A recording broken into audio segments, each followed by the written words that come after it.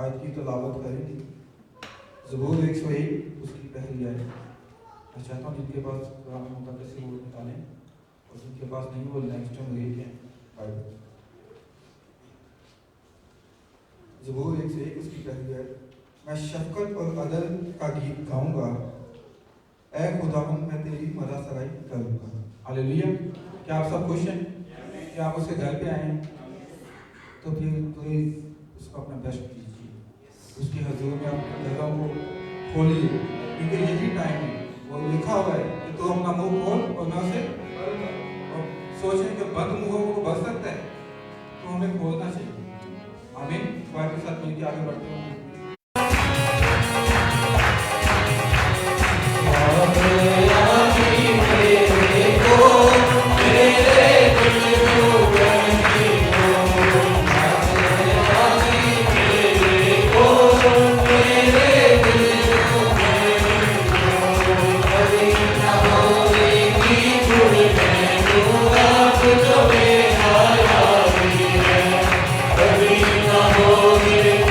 Thank you.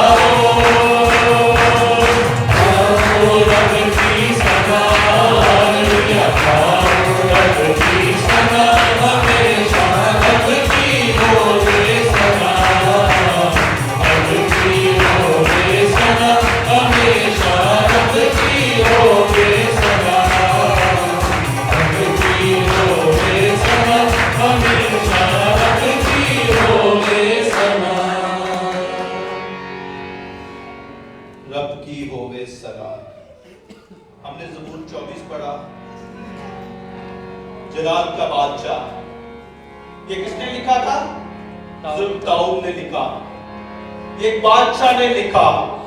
और सोचे वो कैसा ही बादशाह था जिसने अपने से भी ऊपर एक बादशाह को सजदा किया और खुदावंद की तारीफ में ये ज़बूर गाया। हम सब उसको जलाल देंगे और मैं चाहता हूं एक जोरदार ताली से खुदावंद को जलाल दें।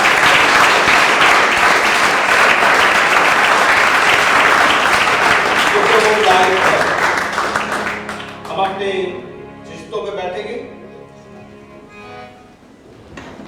और मैं रिक्वेस्ट करूंगा पास्टर थॉमस से कि कलाम खुदा के लिए वो हमारे लिए खुदावंद से शिफात करे, ताकि आज के कलाम के वसीला से हमारा ईमान बढ़े और हम यीशु नाम में पढ़ते जाएं।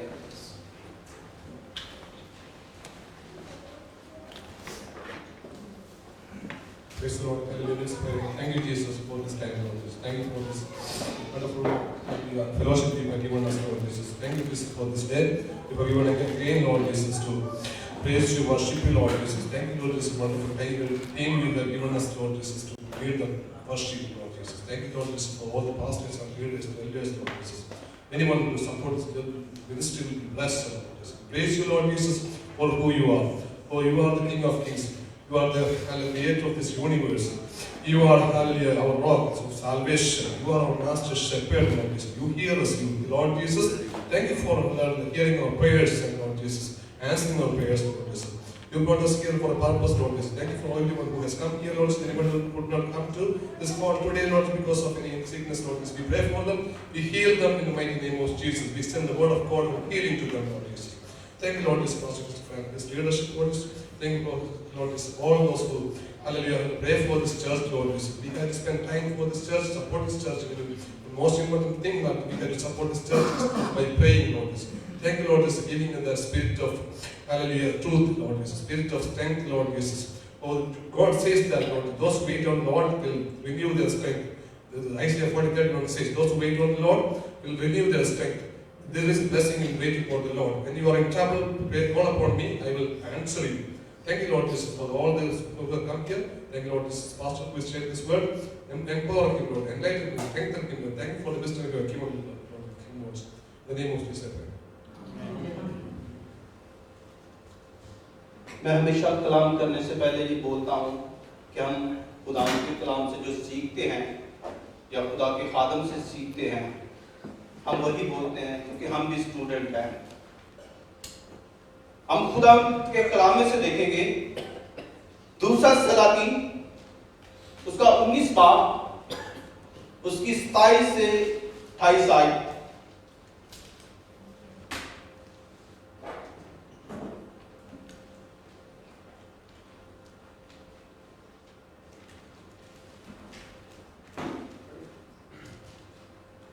दूसरा सलाती 19 बाब उसकी 27 और 28वीं आयत। लेकिन मैं तेरी नशीस और आमदरफ और तेरा मुझ पर झुंझुलाना जानता हूँ, तेरे मुझ पर झुंझुलाने के सबब से और इसलिए कि तेरा घुमंड मेरे कानों तक पहुँचा है, मैं अपनी नकीर तेरी नाक में और अपनी लगाम तेरे मुंह में डालूंगा, और तू जिस राह से आया है मैं तुझे उसी राह से वापस लौटा दूंगा। आमीन। ये दूसरा सलातीन की किताब है।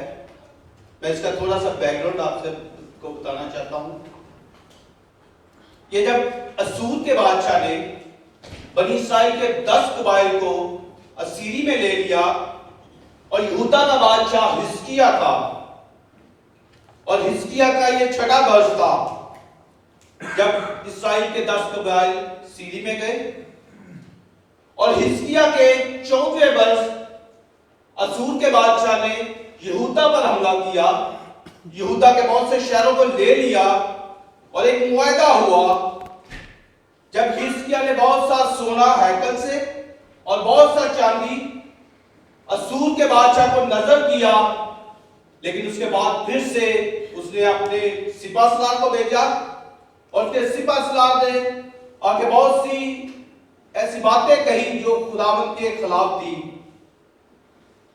ये जमाना यशायाह नबी का है, जब यशायाह नबी उस वक्त मौजूद थे।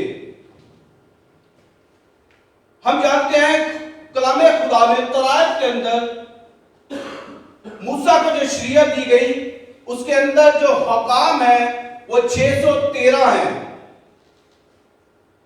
और उसके अंदर 248 ऐसे हैं जिसको मुनसब बोलते हैं, या जो अच्छे हमें करने के लिए बोला गया है, हुक्म है।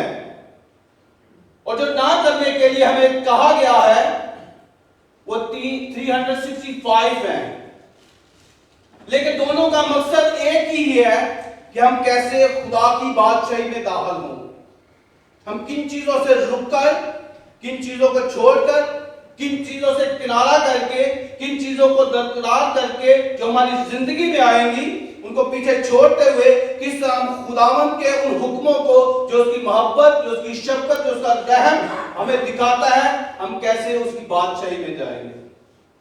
और नए अहदनामे में जब आप मत्ती की इंजील, लूका की इंजील, मरकस की इंजील, यूहन्ना की इंजील देखेंगे तो 49 टाइम खुदा यीशु मसीह ने ऐसे हुक्म दिए हैं जो हमें करने को बोला गया, जैसे कि तौबा करो, मुझ पर ईमान रखो, खौफ ना करो, खुदा से मोहब्बत करो, अपने पड़ोसी से मोहब्बत करो। बहुत से ऐसे हुक्म दिए गए और बहुत से ऐसे भी हुक्म हमें दिए गए जो ना करने के खबरदार किया गया। बहुत सी चीजों को, गुनाह ना करो, झूठे नबियों से बचे रहो, लालच ना करो। और उन सब का मकसद एक ही था कि हम खुदावंद की तरफ राग़िब हों, खुदावंद की तरफ चले। और कुछ ऐसे थे जिनके लिए खुदावंद ने बहुत खास कहा, खबरदार का लफ्ज इस्तेमाल किया, खबरदार, ये मत करना। हम जानते हैं यूएई में रहते हुए हम बहुत से जो ड्राइविंग करते हैं, हम बहुत से लोगों को जानते हैं, जब रोड के ऊपर जाते हैं तो हम उन चीजों की तरफ नहीं जाते जहां यूटर्न नहीं है, हम यूटर्न नहीं लेते क्योंकि हमें पता है फाइन है। बहुत सी जगह पे लेफ्ट ममनू है, राइट ममनू है, बहुत सी जगह पे आगे रास्ता बंद है, हम लोग वहां नहीं जाते क्योंकि हम जानते हैं उसकी एक पनिशमेंट है, गवर्नमेंट की तरफ से एक लॉ है, कानून है कि हम वो नहीं कर सकते। लेकिन कुछ ऐसे कानून हैं जहां खुदावंद ने हमें खबरदार किया कि ये नहीं करना। और जब पिछले फ्राइडे हम पास्टर जी से काम सुन रहे थे और खासकर मर्दे खुदा की स्टोरी को जो खुदा के बंदा से थी, जो सलाह 3 के 13 बाब से थी, और मैं जब उसको ये वीक में मैंने 2 बार उसको पढ़ा और पढ़ने के बाद मैं सोचता रहा कहां से गलती हुई, उसे क्या ऐसा किया, क्योंकि उसका मकसद वो नबी के पास आना ना था, उसको नबी के लिए नहीं भेजा गया था। जब आप 13 बाब में पढ़ोगे तो लिखा है वो यहूदा से बैतल एल आया। उसके आने का मकसद क्या था? जब यरोबाम बादशाह जो इस्राएल के 10 कबाइल के ऊपर था, जब उसके ऊपर वो बादशाही कर रहा था और उसने देखा कि वो 10 कबीले यरूशलेम में खुदावंद की प्रस्तुत करते हैं, तो उसने क्या किया? 2 बछड़े बनाए और लिखा है एक को बैतल और एक को दान में नस्ब किया और एक ईद मुकर्रर की उनके लिए, ताकि लोग क्या करें? उसके अंदर रहें। लेकिन क्या हो रहा था? वो खुदावंद से दूर हो रहे थे। उसकी बादशाही तो कायम थी, लेकिन खुदावंद से वो 10 कबाइल दूर हो रहे थे। और जब आप पढ़ेंगे इसके 12वें बाब को तो लिखा है वो नबी ने आकर सीधा किसको बोला? यरोबाम को। उसका 12 बाब निकालेंगे,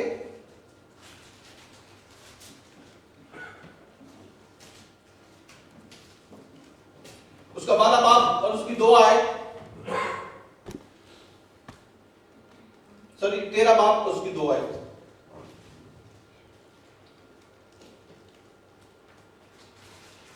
दूसरा सलातीन 13 बाब उसकी दूसरी आयत। और उसने खुदावंद की नजर में बदी की और नबात के बेटे यरबाम के गुनाहों की पैरवी की, जिनसे उसने बनी इस्राएल से पहला सलातीन 13 बाब उसकी 2 आयत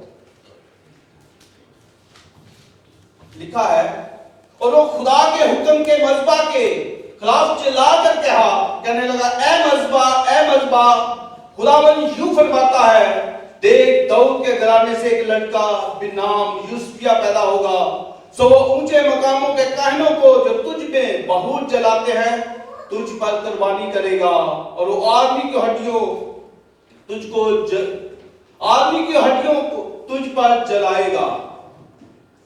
उसने वार्निंग दी उस बादशाह को, और कलाम खुदा में लिखा है उसने अपना हाथ बढ़ाया नबी की तरफ और उसका हाथ खुश्क हो गया, वो खींच ना सका अपना हाथ, और उसने शिफायत की दुआ की मर्द खुदा से कि मेरे लिए शिफायत कर, और लिखा है उसने दुआ की, उसका हाथ ठीक हो गया, और उसने उस नबी को कहा तू मेरे घर चल, तू ताजा दम हो, तू खाना खा, मैं तुझे इनाम दूंगा।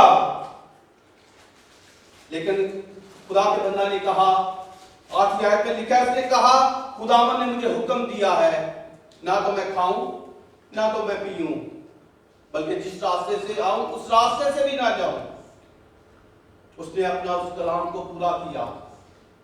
लेकिन कलाम खुदा में लिखा है जब उस नबी के बच्चों को पता चला, उसने अपने बाप को वो स्टोरी बताई, उसका बाप गधी पर सवार होकर उस नबी के पास गया और उसको जाके क्या बोला कि मुझे खुदा के फरिश्ता ने, जब 18 आयत में पढ़ोगे तो वहां लिखा है, 18 पढ़ देंगे तो पहला सलाती 11 बाब उसकी 18 आयत। तब उसने उससे कहा मैं भी तेरी तरह नबी हूँ और खुदावन के हुक्म से एक फरिश्ता ने मुझसे ये कहा कि उसे अपने साथ अपने घर में लौटा कर ले आता कि वो रोटी खाए और पानी पिए, लेकिन उसने उससे झूठ कहा। उसने उसे झूठ कहा। आज भी अगर ये वर्ष देखे तो खुदावंद यीशु मसीह के कौल के मुताबिक है, खबरदार रहना कोई तुमको गुमराह ना कर दे। वो नबी जो खुदावंद के पैगाम को लेकर आया, उसने पैगाम भी पहुंचाया, लेकिन वो रास्ते में ही था जब उसे एक ऐसा शख्स मिला जिसने उसको बरगलाया, जिसने उसको गुमराह किया, जिस पे उसने भरोसा किया, और क्या किया, वो खुदावंद की हुक्मतुनी में चला गया। आज भी बहुत से ऐसे चीजें हैं जब हम हुक्म और खुदावंद की वार्निंग में फर्क नहीं कर रहे और बहुत सी चीजों को अपना लेते हैं, ये सोचते हुए कि जिंदगी शायद ऐसे ही गुजरती है, और हम अपनी हलाकत का बायस बनते हैं। आज हमारी उम्र की मयाद क्या है? अगर पीछे जाएं तो लोग लंबी उम्रें पहनते थे, बहुत लंबी उम्रें थी, आज कम होती जा रही हैं। क्यों? क्योंकि हमने बहुत सी चीजों को अडॉप्ट कर लिया है, जो देखने में तो हम लोग तंदुरुस्त हैं, लेकिन वो चीजें अंदर से हमें खा रही हैं, हमारी उम्र को कम कर रही हैं। अगर आप मत्ती की इंजील उसका 24 बाब पर देखोगे तो खुदा यीशु मसीह ने वो सब हालात बताए जो आखिरी जमाना में होंगे, जो जाहिरी तौर पर हमें नजर आएंगे। जंगे, लड़ाइयां, फसाद, कौमों पे कौमें चढ़ाइए, ये सब नजर आएंगी। लेकिन उससे भी बड़ी एक चीज और भी है जो हमें अंदर से खा रही है, जो हमें अंदर से तबाही की तरफ लेके जा रही है। हम देखेंगे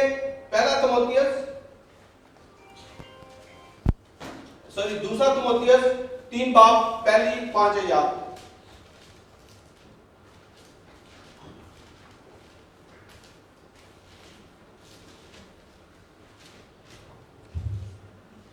तिमोथियस की कलीसिया के नाम पौलुस रसूल का दूसरा खत 3 बाब उसकी 1 से लेकर 5 आयत।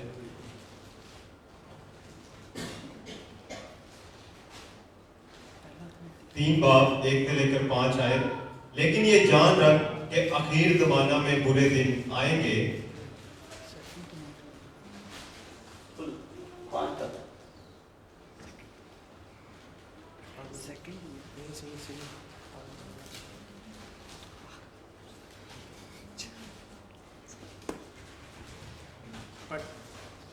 क्योंकि आदमी खुदगर्ज, ज़रदोज़, शेखीबाज, मगरूर, बदगो, माँ बाप के नाफरमान, नाशुक्र, नापाक, तबई मोहब्बत से खाली, संग दिल, तोहमत लगाने वाले, बेज़ब्त, तुंद मिजाज, नेकी के दुश्मन, दगाबाज, डीठ, घुमंड करने वाले, खुदा की निस्बत ऐशो इशरत को ज्यादा दोस्त रखने वाले होंगे।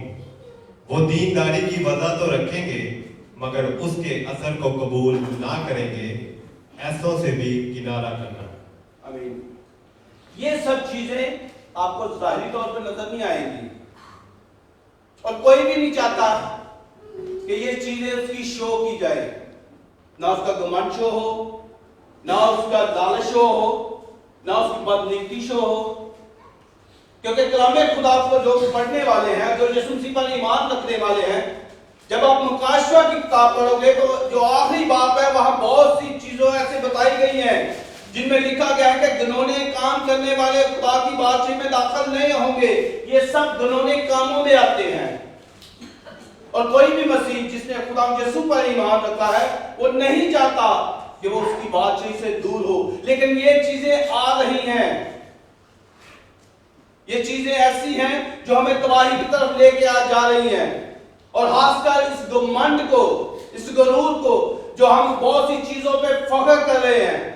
आज घरानों के अंदर फख्र आ रहा है, शायद दो खानदानों की शादी होती है, एक घराना फख्र करता है, दूसरा उससे भी ज्यादा फख्र करता है।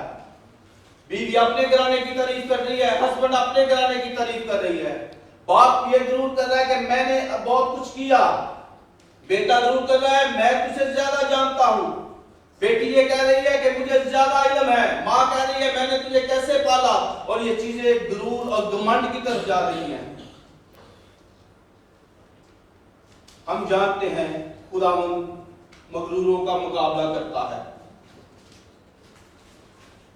मैं जब फरौन की स्टोरी पढ़ रहा था, और जब खुदा ने मूसा और हारून को फरौन के पास भेजा छुड़ाने के लिए,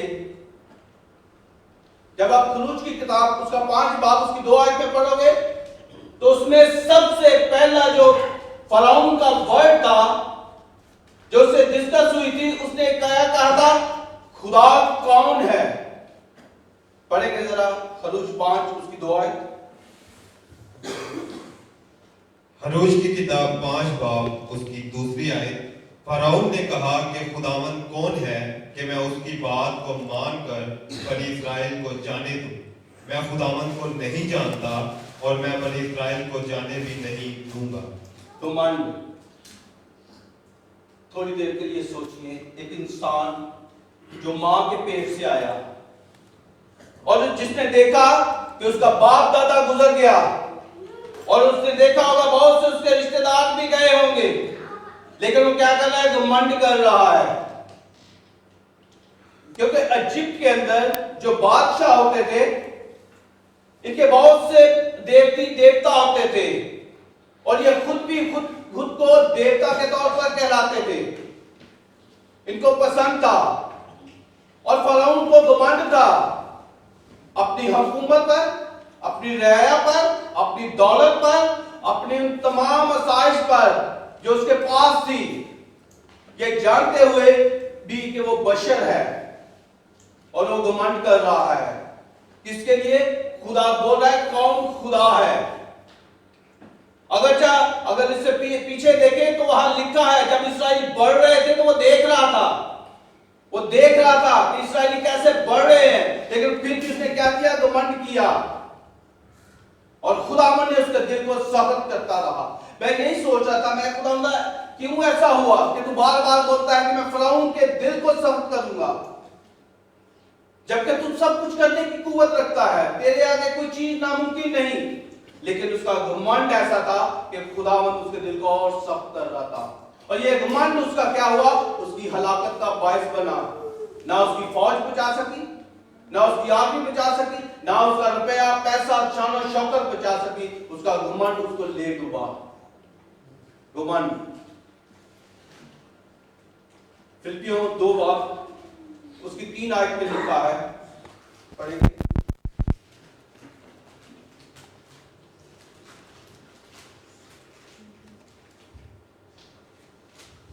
फिलिपियों की किताब 2 बाब उसकी 3 आयत।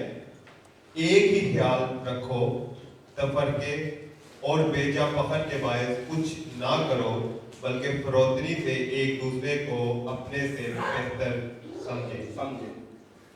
जब पिछले संडे पास्टर जी पैगाम कर रहे थे जहां लिखा था कि ये खुदावंद की बख्शिश है, तो मैं बहुत देर तक सोचता रहा कि हम तो ईमान पे फख्र नहीं कर सकते, क्योंकि हमारा ईमान खुदावंद की बख्शिश है। हम में से कोई नहीं ये बोल सकता कि हमने ये बहुत जिद्दोजहद की, हमने इसके लिए बहुत आंसू बहाए, हमने लहू बहाया, हमें ये खुदावन की तरफ से गिफ्ट मिला। अगर खुदावन हमें ईमान पे नहीं जरूर करना सिखाता तो हम दूसरी चीजों पे कैसे घमंड कर सकते हैं? क्योंकि आज के दौर में जहां हम बहुत सी चीजों को जानते हैं, लेकिन ये ऐसी चीज है जो हमें खुदावन से दूरी पे लेके जा रही है। बहुत सी चीजें होते हुए भी हम जब इस चीज को लेते हैं, अपनाते हैं, जब अपनी हमारे दिल में ये ख्याल डालता है और हम एक्सेप्ट करते हैं, तो हम खुदावन के अगेंस्ट हो जाते हैं। नबूकदनेस्सर के पास सब कुछ था, और जब मैं उसकी स्टोरी पढ़ रहा था, कोशिश की, जब उसने कहा ये जादू जलाल कहा किसका है, मेरी वजह से है, और खुदावन ने वो सजा उसको दी। हम जानते हैं इस घमंड ने बहुत से दिलों को उजाड़ दिया, बहुत सी नस्लों को उजाड़ दिया, बहुत सी कौमों को उजाड़ दिया। इस घमंड की वजह से बहुत से ऐसे थे जो खुदा के नजदीक हो सकते थे, लेकिन वो खुदावन से दूरी हो कर ली। आज मुझे और आपको सोचने की, हम कौन से हुक्म के लिए मना किया है खुदावन ने? अगर चाहे बहुत सी चीजों के लिए खुदावन ने मना किया है, लेकिन कुछ ऐसी चीजें हैं जिनका कोई मुकाबला नहीं हो सकता, जिसके लिए मुड़ने का रास्ता बंद हो जाता है। मिसाल 29 इसकी कई साल पढ़ेंगे।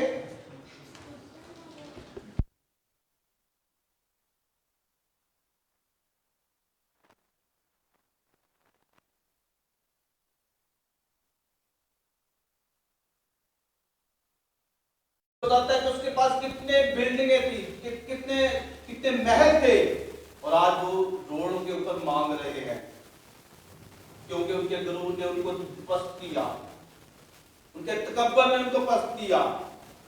क्योंकि आप देखें जो दाऊद क्या कहता है कि मैंने जो ईमानदार है, जो खुदा की राह में चलने वाले हैं, किसी को मैं भूखा नहीं देखता। क्यों? क्योंकि वो अपने आप को पस्त करते हैं खुदावंद के सामने। वो गुरूरी की पस्ती नहीं लेते, बल्कि खुदावंद के सामने आते हैं। और गुरूर करने वाले क्या होते हैं? उस दरख्त की मानद होते हैं जो सूख तो जाता है लेकिन झुकना नहीं चाहता, और क्या होता है? टूट जाता है। हमें अपने आप को आजमाने की जरूरत है। हमें कौन सी ऐसी चीज है जिसके हम ऊपर फख्र कर रहे हैं, या कौन सी ऐसी चीज है इस जमाना में जिसको हम पकड़ रहे हैं, ऐसा जिसे खुदावन ने तो हमें रोका है, लेकिन हम उसकी तरफ राग़िब हो रहे हैं। गलतियों 6 बाब उसकी 4 आयत पढ़ेंगे।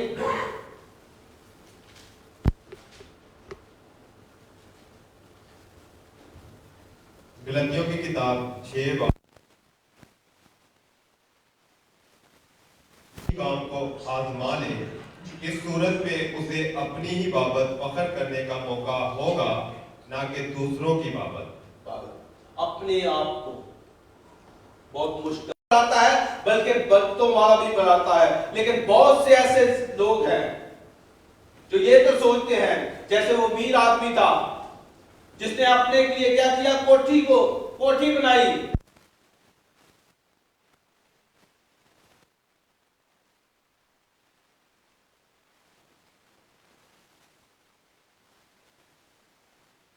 क्योंकि उसने अपने नाज पे हमारे लिए वो पस्त हुआ, हमारे लिए वो हमारी कटकाट में आ गया। खुदा होते हुए भी उसने उस चीज को नहीं लिया। बहुत सी चीजें वो कर सकता था, बहुत सी जाने जब उसके ऊपर हमला हो रहा था, जब उसको पकड़ा जा रहा था, उसने उन चीजों का नहीं फायदा उठाया। उसने आज ही सिखाई हमें, उसने हमें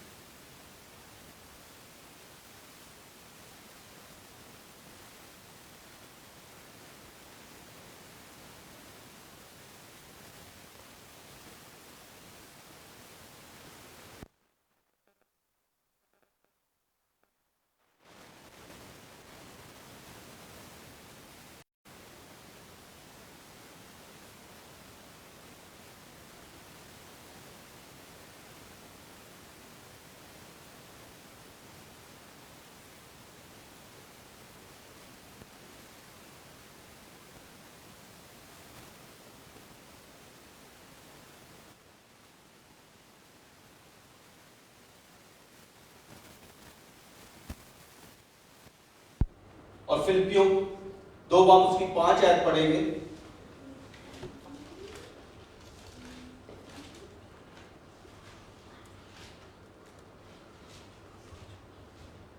फिलिपियों का खत 2 बाब उसकी 5वीं आयत, वैसा ही मिजाज रखो जैसा मसीह यीशु का भी था। लोगों से मोहब्बत करता है जो उसको पुकारते हैं। अंधों वो कौमों को नहीं देखता, वो अंधों को नहीं देखता, वो किसी का गुनाह को नहीं देखता, वो किसी पे इल्जाम नहीं देता, वो किसी को याद नहीं दिलाता। और जब छठे को पास कलाम कर रहे थे, मैं यही सोच रहा था कि खुदावन ने किसी के गुनाहों को पीछे से याद नहीं दिलाया। तू याद कर तूने क्या क्या किया, क्या कहा, गुनाह ना करो, ले आए। अजीजों, ये वक्त बहुत नजदीक है, वक्त बहुत नजदीक है और बहुत ये हील जमाना है। अगर हम निशानियां देख रहे हैं, लेकिन याद रखें जो तीमुथियुस बोल रहा है वो भी निशानियां हमारे अंदर हैं।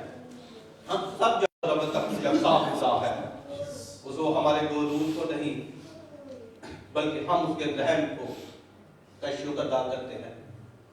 आए अपने सरों को झुकाएंगे।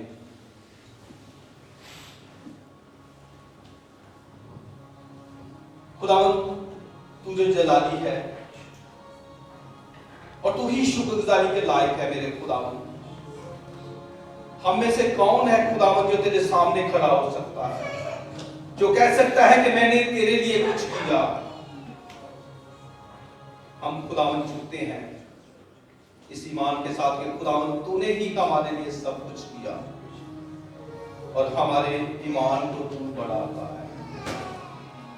तू मेरे खुदावंद हर वो चीज को जो हमने खुदावंद नादानी में या नासमझी में खुदावंद बोली या कहीं या की, खुदावंद तू उस चीज को हमसे दूर करेगा और खुदावंद आज फिर से अपने पाक रूह की कसरत से हमें धोएगा और हमारे अंदर से गुरूर और घमंड और गुमराही के तमाम चीजों को निकालेगा, ताकि खुदावंद तेरी बादशाही के पास आ सके, तेरी बादशाही में दाखिल हो सके। तेरा शुक्र अदा करता हूं तेरी हर नेमत पर, तेरी यीशु के नाम से, आमीन। ओह हालेलुया, जोरदार ताली के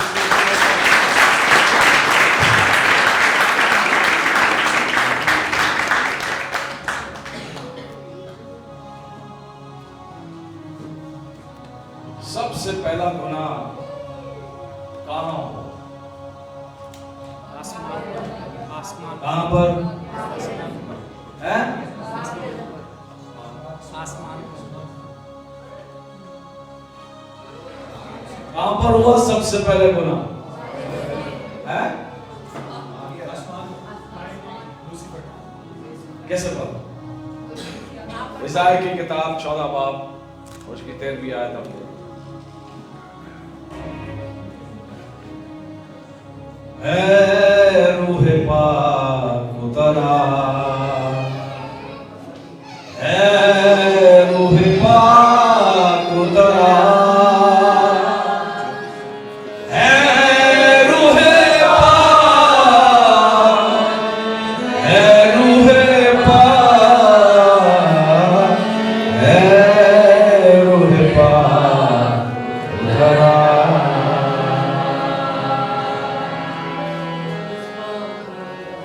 इसाई की किताब 14 बाब और 13वीं आयत। सबसे पहले जो गुनाह जो है वो आसमान से शुरू हुआ। Okay, one of the most dangerous thing, खतरनाक। और खुदावन प्रोवर्ब्स 16:18 में बताता है कि घमंड से पहले जो है ना वो तबाही आती है। अगर कोई चीजों को तबाही बर्बादी देखना चाहते हैं तो घमंड सबसे बड़ा खतरनाक चीज है। Pride. So understand, बड़ी बोलना खतरनाक है। क्या लिखा है बाइबल में?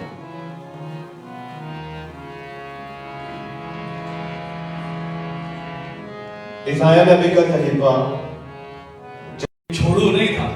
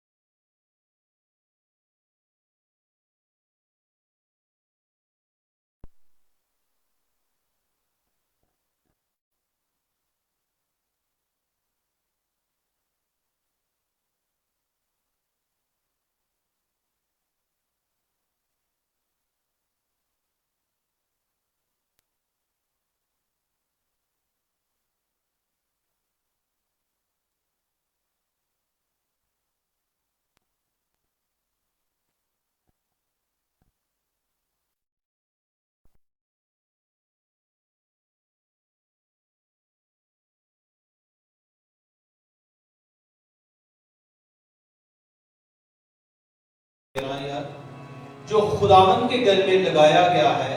किसके घर में? आप किसके घर में? अब खुदावन ने आपको लाकर इधर लगाया है।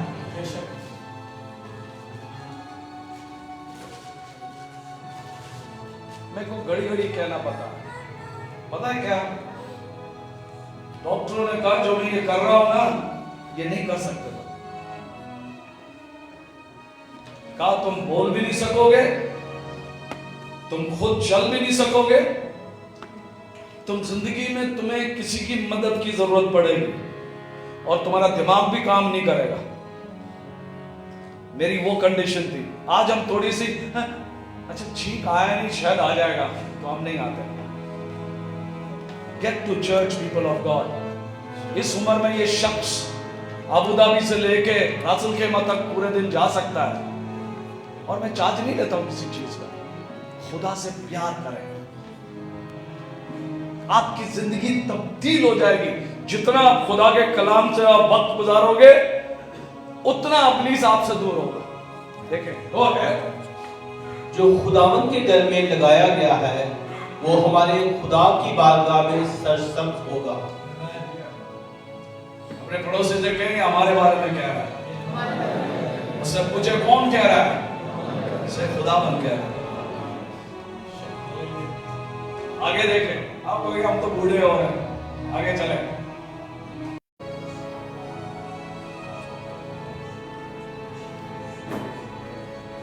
पार्लर वालों की छुट्टी।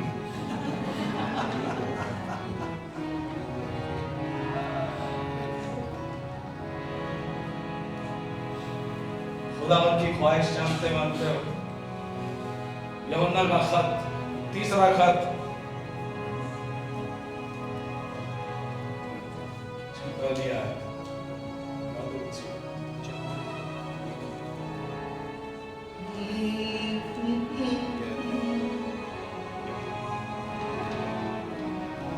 वो है ऐसा यूहन्ना दो बाप, तीसरा ये खत, दो बाप। तीसरा यूहन्ना पहला बाब उसका 11 आए। ऐ प्यारो, बदी की नहीं बल्कि नेकी की पैरवी करो। नेकी करने वाले खुदा से है और बदी करने वाले खुदा को नहीं देखते।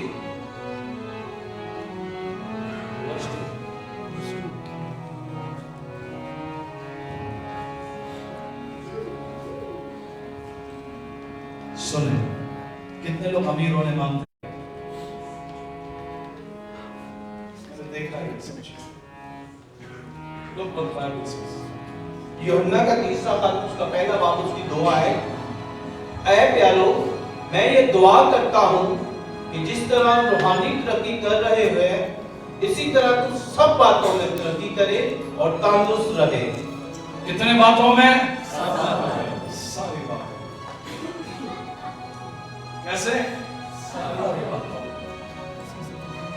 खुदा इसमें मर्जी नहीं है। सेहत में हो सकता है उसने मुझे बीमारी दी, पैसे तो दिए, बीमारी दी, पैसे दिए तो उसके साथ बीमारी दी, बच्चे दिए तो सर में दर्द दिए, सारी चीजें। ये हमारा खुदावन। अपने खुदावन को जानना बेहद जरूरी है। इसीलिए जब आप यहाँ आते हैं तो आप अपने खुदावन को जानते हैं। हम अपने हदी अपने नजर में याद रखें, देना बेहद जरूरी है।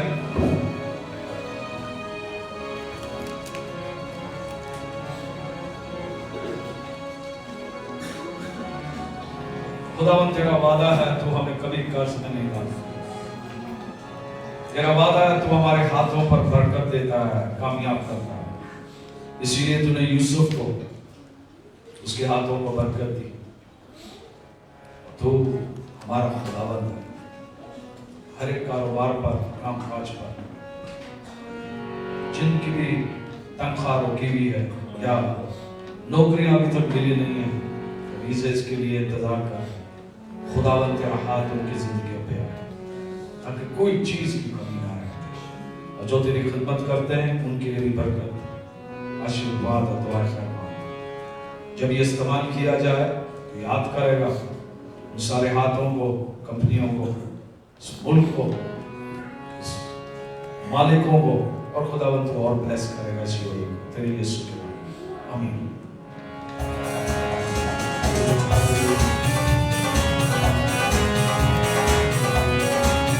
मेरा जिंदा खुदा, मेरा जिंदा खुदा।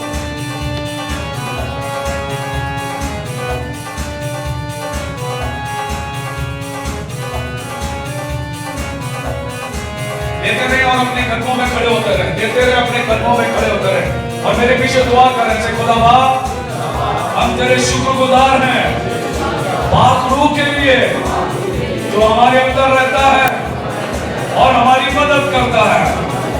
पाक रूह हमारी मदद कर, हमारी कमजोरियों से हमें बाहर निकाल और अपना जोर और ताकत, फजल, कुव्वत और ताकत से हमें भर यीशु के नाम में, यीशु के नाम में। सुने, क्योंकि मगर वक्त में एक और खूबसूरत बात में पाक रूह ने अभी मेरे जहन में डाला है। हम जब बाहर जाते हैं तो मिट्टी उड़ती है हमारे पे, सही है? तो आप क्या करते हैं? नहाते हैं। अगर बाहर मिट्टी भी ना उड़े, हमारे खुद की पसीना जो है वो निकलता है, हमें गंदा करता है, करेक्ट? तो आप क्या करते हो? इसीलिए खुदा का कलाम बेहद बेहद जरूरी है। इसीलिए उसने अपने लहू को बहाया है हमारे गुनाहों को, हम सब चीजों से हमें पाक करना चाहिए। चलना मेरे और खुदावंत से बरकतें मांगना शुरू करें। आपकी जो भी कमियां हो अपनी आंखें बंद करें।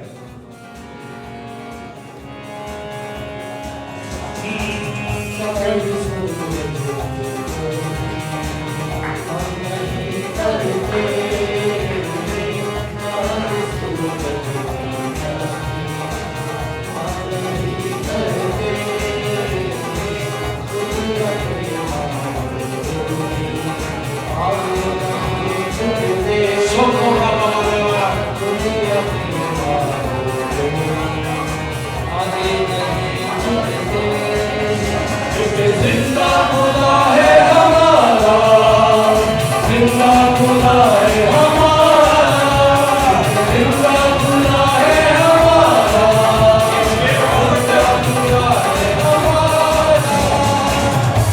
तकलीफ में आएंगे, बूढ़े बढ़ते जाएंगे, तकलीफ में आएंगे, बूढ़े बढ़ते जाएंगे।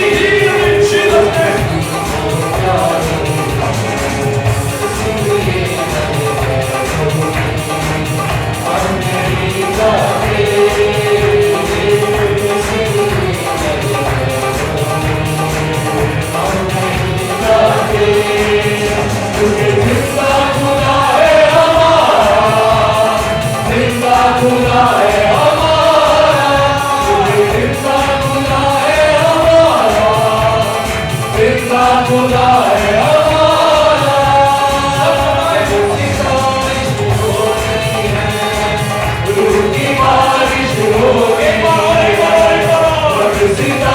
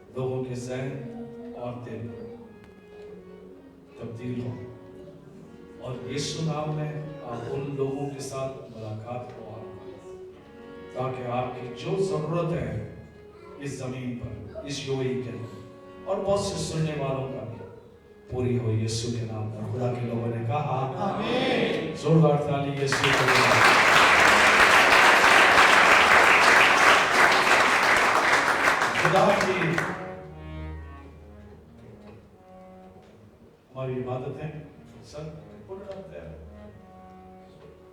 आपको अपने घर के बारे में पता होना चाहिए क्या होता है। अगर कोई अचानक आपसे पूछे कहाँ गए थे, क्या Kings royal church Urdu Hindi service में गए थे, वहाँ क्या होता है पता नहीं, बीमार लोग ठीक हो जाते हैं, मुश्किलात जो है वो हल होता है, और क्या होता है रूहानी तौर पर लोग बढ़ते हैं कलाम के अंदर। उनकी इबादतें क्या मैं मालूम करके बताऊं, आपको पता होना चाहिए। लोगों को दावत दें जैसे आपने गीत गाया, हम हर एक को खुशखबरी के साथ यीशु के पास ले। आप खुदा की बरकतों के साथ जा रहे हो। नेक्स्ट टाइम जब आप आएंगे आप अपनी गवाहियों के साथ आएंगे यीशु में, और खुदा के लोगों ने कहा आमीन। ऐ हमारे बाप तू जो आसमान पर है,